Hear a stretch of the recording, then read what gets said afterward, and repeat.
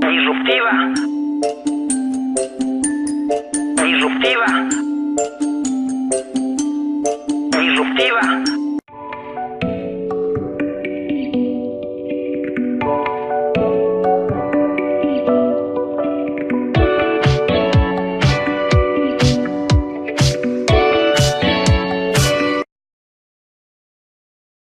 Me encantó lo que habló Rafael y Henry, que en realidad tienen un panorama muy completo. Yo he preparado un poquito siguiendo el lineamiento de lo que ustedes nos habían indicado.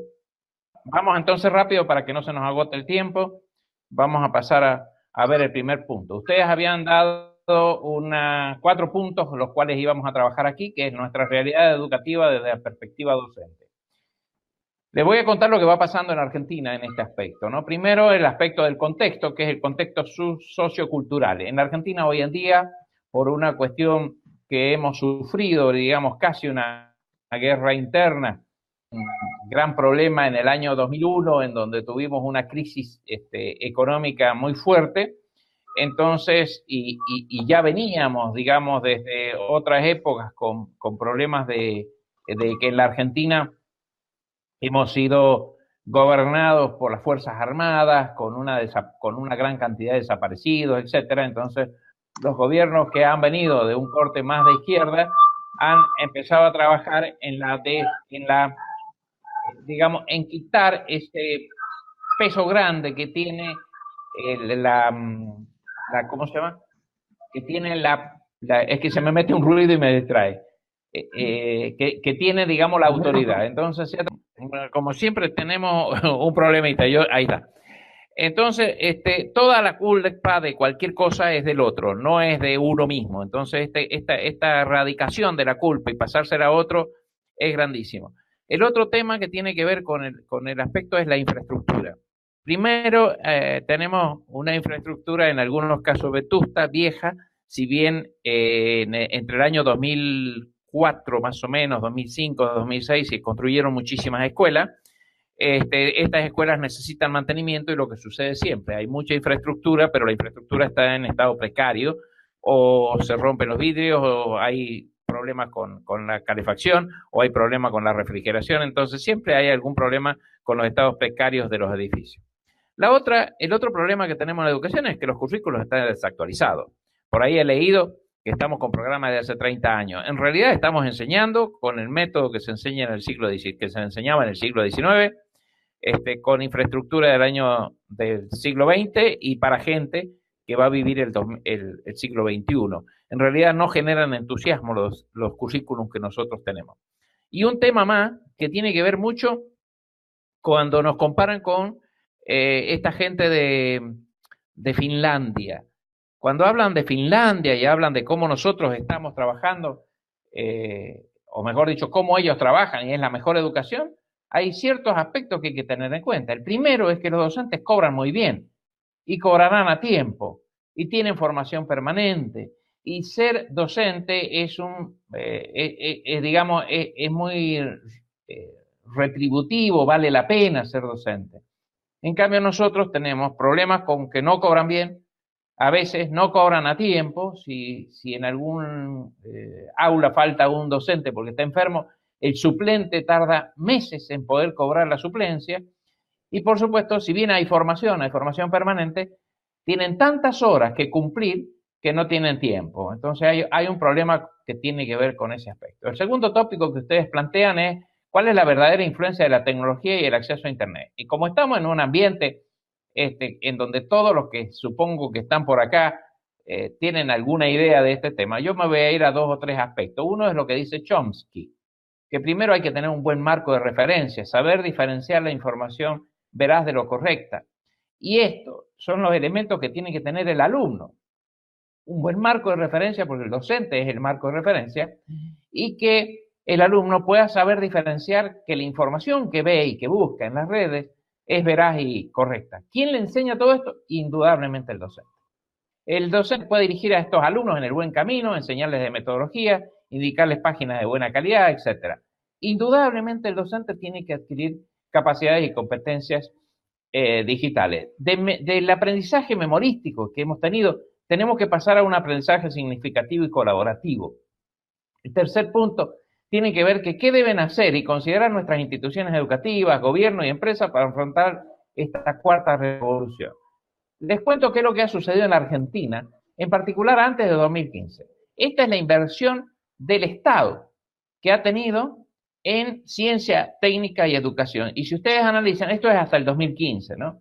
Ha ido creciendo desde el año 2001, que tuvimos una crisis profunda en aspectos económicos, ha ido creciendo hasta el 2015, hasta alcanzar valores muy, muy interesantes. ¿Esto significa en qué? Y, por ejemplo, se repatriaron doctores y científicos que se habían ido entre el 90 y el 2000. Se fueron muchísima gente, se repatrió esa gente y se la colocó en puestos claves en una institución nuestra que se llama CONICET y a trabajar en temas de investigación. Hubo un incremento sustancial de programas de investigación que tenían que ver con los aspectos que eran sensibles al gobierno. O sea, en lugar de darle el dinero de los proyectos a las universidades para que ellos los repartan, como nuestras universidades son autónomas, esos dineros que van a entrar se distribuyen por un consejo. Entonces no irían a parar a las finalidades que el gobierno quería, o sea, a las áreas que el gobierno quería. Entonces se hicieron cientos de programas, entre los cuales yo he participado de algunos que se llaman voluntariados, cientos de programas que permitían trabajar en áreas específicas de interés para el gobierno. Todas tenían que ver con la inclusión digital o tenían que ver con la inclusión de la gente en la decisión de qué es lo que en la universidad estábamos haciendo y que lo hiciéramos para las necesidades reales. Dos o tres cositas muy rápidas que voy a hablar de qué es lo que sucedió en el año antes del año 2015. En el año 2012 deciden implantar un programa que se llamó Conectar Igualdad. Esto significaba que todos los alumnos del secundario iban a recibir computadoras, que son computadoras tipo netbook, pero de muy buena calidad. El orden del costo era de los $550 cada uno, y se le entregaron a todos los alumnos del secundario. Empezaron con los últimos años y a medida que cada año iban bajando un año más. Esto sucedió hasta el 2016, 2017 y en el año 2018 se eliminó. Porque cambió la característica del gobierno. O sea, en el año 2016 la gente que estaba se va, viene otra gente y esta otra gente no piensa de la misma manera, entonces no está entregando alumnos, a los alumnos del secundario no le entregan computadoras más. Otro programa interesante es la Argentina Conectada, que también lo inicia el gobierno anterior, en donde iban a colocar 65.000 kilómetros de fibra óptica que se distribuían en todo el territorio, con una característica fundamental. Sobre cada ruta nacional, ¿está bien? Recuerden que Argentina tiene una extensión muy, muy amplia. Cada ruta nacional iba a tener esta instalación de la fibra óptica y 20 kilómetros a cada costado se iba a conectar todos los pueblos, en donde iban a tener televisión digital, iban a tener internet e iban a tener telefonía digital. Todo a muy bajo costo e instalado en cada una de las localidades por cooperativas y administrado por cooperativas locales. Bueno, el gobierno actual eso le ha cambiado de nombre, lo están haciendo, pero ahora no lo están haciendo con este concepto más inclusivo y de mucho trabajo a mucha gente, sino que lo están haciendo, o lo van a hacer, si es que lo siguen, lo van a hacer con empresas privadas. Y por supuesto las empresas de siempre, ¿no? Las grandes conglomerados. La Argentina también tuvo inclusión y están en órbita. Fuimos en algún punto uno de los 7 países del mundo que podía construir satélites. Y estábamos en el desarrollo de un vector, o sea, de un cohete que podía llegar a colocarlos arriba. Ese era el proyecto que tenía. Este gobierno ha, digamos, como desmantelado este tema de la construcción de los satélites.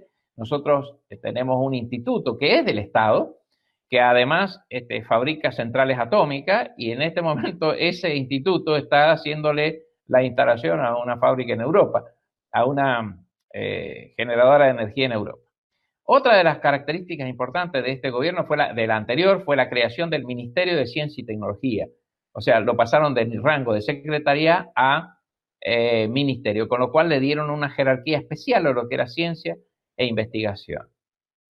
Bien, El último punto, que por alguna causa se fue, que no tendría que haberse ido, es cómo los actores principales del proceso, compromiso y desafío, nuevos roles y competencias que nosotros, los docentes, tenemos que adquirir.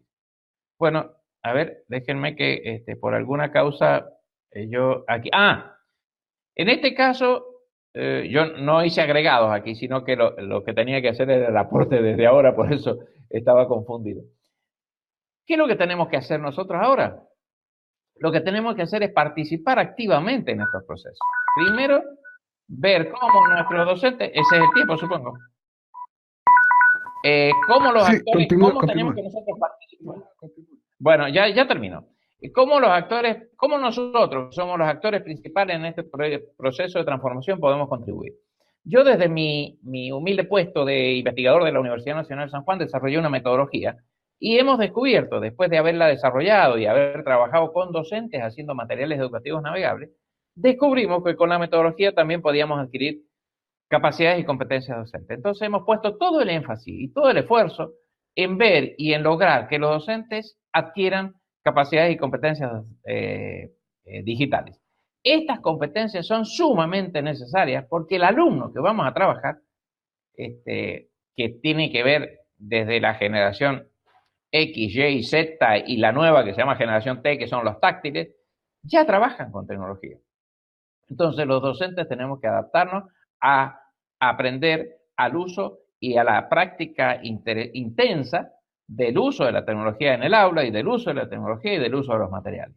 Una de las ideas que yo siempre he planteado, porque en algún momento he participado de política universitaria, es que no deberíamos invertir más en construir aulas y en poner en ladrillos recursos, sino invertir en mejorar la calidad de la red interna de nuestra, en realidad de mejorar todo lo que tenga que ver conectividad y equipamiento. Con eso podíamos hacer que algunos de los alumnos no tuvieran que viajar como viajan aquí, muchos kilómetros para llegar a la universidad y podríamos atenderlo. No todos los días, pero por lo menos algunos días a la semana. Esto es un esfuerzo conjunto, pero hay que convencer a las autoridades y a los decisores políticos que no terminan convencidos. Y sobre todo los de más de 40 años, 45 años, que tienen la gran resistencia al cambio y que no quieren cambiar su manera de enseñar. Y esto tiene que ver también con cómo nos está impactando este aspecto de la tecnología. Si los docentes ganáramos muy bien, pero muy bien, estoy seguro, y por supuesto, nos midieran los rendimientos y midieran cuáles son las innovaciones que nosotros hacemos en el aula, estoy seguro que en poquitísimo tiempo nosotros cambiamos este concepto. Bueno, esto es lo que tenía por ahora que decirles. No sé si está apareciendo, ahí estaba mi pantalla compartida, ya la dejo de compartir. Bueno, gracias, muy amable. Espero que podamos continuar en esta actividad.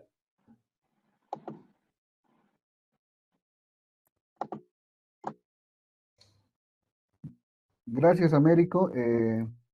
Realmente es un gusto poderte escuchar. Siempre es un gusto escucharte. Realmente los puntos que has tocado son muy... realmente los compartimos en las diferentes regiones.